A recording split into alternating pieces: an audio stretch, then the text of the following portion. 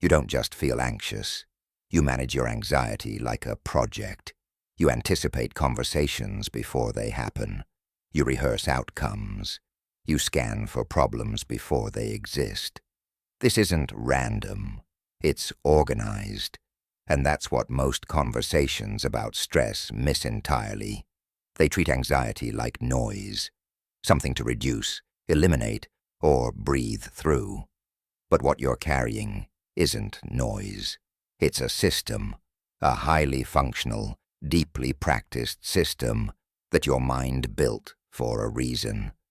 Before anything else, notice what just happened in your body when you heard that. Because some part of you already knew. You have a loop running, not a feeling. A loop. If I think it through enough, I'll be safe. If I stay tense, I won't miss something. Relaxing feels irresponsible right now. You've had those thoughts. Maybe not in those words, but the structure is familiar. The mind stays ahead because staying ahead feels like staying safe. Tension isn't a malfunction. It's a monitoring tool. Your nervous system is doing exactly what it learned to do. This isn't about calming down. It's about understanding the mechanism underneath. Here's what stress management techniques actually are, and what they aren't. They are not cures. They are not resets. They are not ways to remove anxiety from your life. They are interruptions, small, deliberate interruptions in a loop that would otherwise run uninterrupted. The loop looks like this. Something uncertain appears. A message you haven't answered, a deadline shifting, a conversation you can't predict. Your mind immediately begins projecting, not consciously, just automatically. It runs forward simulations. Worst cases, best responses, contingency plans. Your body responds. Shoulders tighten, jaw holds, breath shortens slightly. Then comes the behavior. You check something, rehearse something, prepare something, organize something, send a message earlier than necessary. Temporary relief follows. The tension drops, slightly, just enough. And then the loop reinforces itself, because the checking worked, the preparation helped, the vigilance paid off. So the system learns. Stay alert, stay ahead, stay tense. That's not weakness. That's a very efficient protective system. Patterns protect before they limit. Now, the 5 techniques, not as solutions, as interruptions. The first is regulated breathing, specifically extended exhale breathing. Not because breathing is magical, because your exhale directly activates the parasympathetic nervous system, the part of your physiology that signals the body it is not in immediate danger. When anxiety runs, the inhale dominates. The body stays prepared for threat. A deliberate exhale, longer than the inhale, sends a different signal. Not relax, not everything is fine. Just no immediate threat is present right now. 4 counts in, 6 counts out. Not a transformation, an interruption. The loop pauses, briefly, because the body received new information. The second technique is cognitive diffusion. This is the practice of separating yourself from your thoughts, not by arguing with them, not by replacing them, but by observing them. When your mind says, "This is going to go wrong," diffusion doesn't respond with, "No, it isn't." It creates distance. It notices the thought as a thought. My mind is producing a worry about this outcome. That small grammatical shift does something structurally important.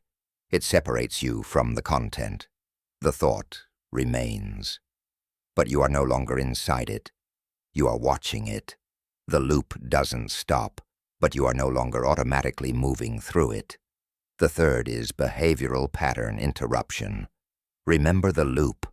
After the tension spike, behavior follows. Checking, rehearsing, over-preparing. These behaviors provide relief, which is exactly why they maintain the cycle. Behavioral interruption means delaying that behavior.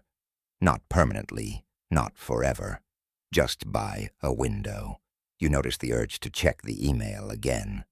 You wait 4 minutes, not because the email doesn't matter, because the check is partly anxiety management. And your system needs to learn that the tension can exist without being immediately resolved. The discomfort is the interruption. That discomfort is not harm, it's recalibration. The fourth technique is somatic grounding. The body holds the pattern before the mind is aware of it.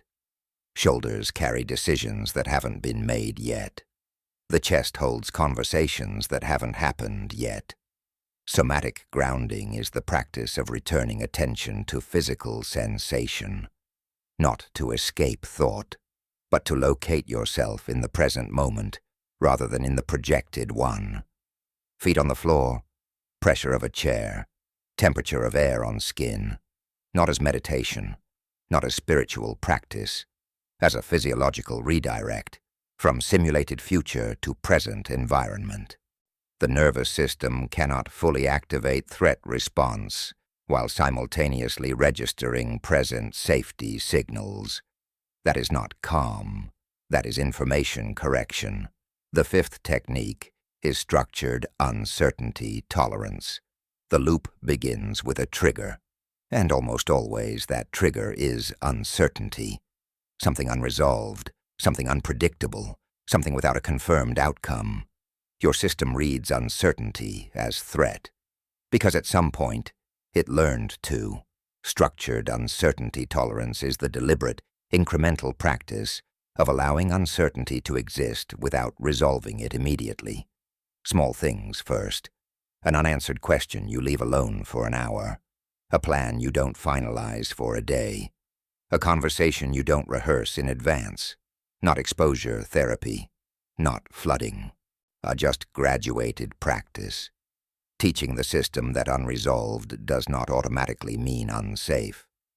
Now, here is what none of those techniques address directly. And this is the part that matters more than the techniques themselves.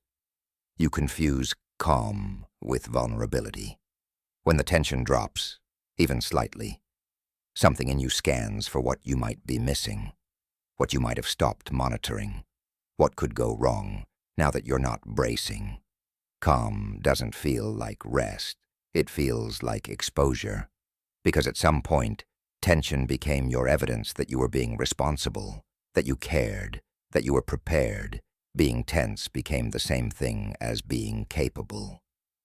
But they are not the same thing. Your capability is not stored in your tension. Your reliability is not proven by your vigilance. That you are not more competent because you are more braced. You are reacting, not failing. The hyper-alertness was a learned tool. It is not who you are. Human beings build internal alarm systems. They develop early, and they develop for legitimate reasons. Alertness meant survival. Anticipation meant safety. Vigilance protected something that needed protecting. Your mind chose safety. That choice made sense. It may have been necessary, and it served you. But a system designed for threat doesn't automatically deactivate when threat reduces. It doesn't know the context has changed unless it receives new information. Slowly, repeatedly, through experience. When the alarm never resets, life begins to feel like permanent preparation, like bracing for impact in a room that is, most of the time, still. Protection kept you functional, but now it may be keeping you braced against nothing. The 5 techniques aren't solutions. They are new information delivered to a system that learned something old. Extended exhale breathing, cognitive diffusion, behavioral interruption, somatic grounding, structured uncertainty tolerance. Each one interrupts the loop at a different point. Each one tells the nervous system something the loop was never letting it hear. You don't need to eliminate anxiety. You need to understand what it's protecting. And slowly, not dramatically, not instantly, begin to show your system that the thing it's protecting against may no longer be present. Your mind chose safety. That pattern made sense. Notice it this week, where it activates what it protects and what it costs. That's enough for now.